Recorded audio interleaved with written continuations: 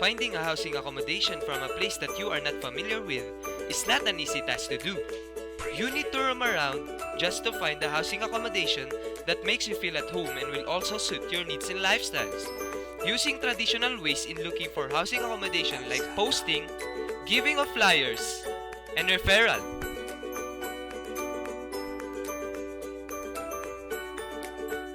Because of no vacancy, you can also experience rejection.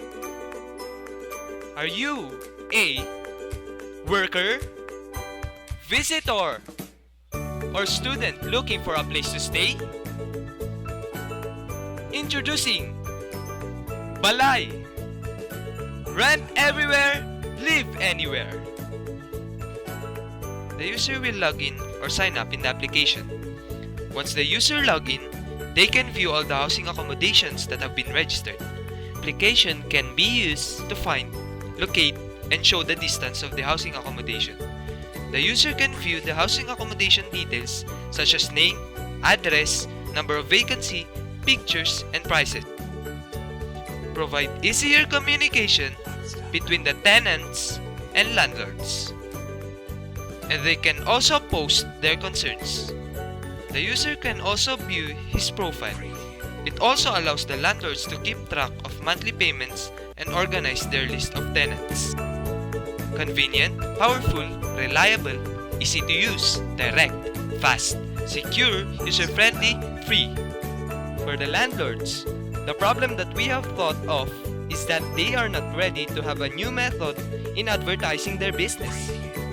A survey was conducted to test whether they are willing to adapt to a new technology.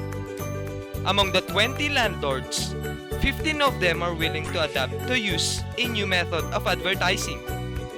Another problem for the landlord is if they want to use a mobile application to advertise their business. We have conducted a pitching method wherein we have gathered a total of 12 phone numbers of landlords out of 15, showing that majority of them will register to our application. The third problem that we have validated is that the landlords do not want to pay for the premium version and for their business be on top of the search list.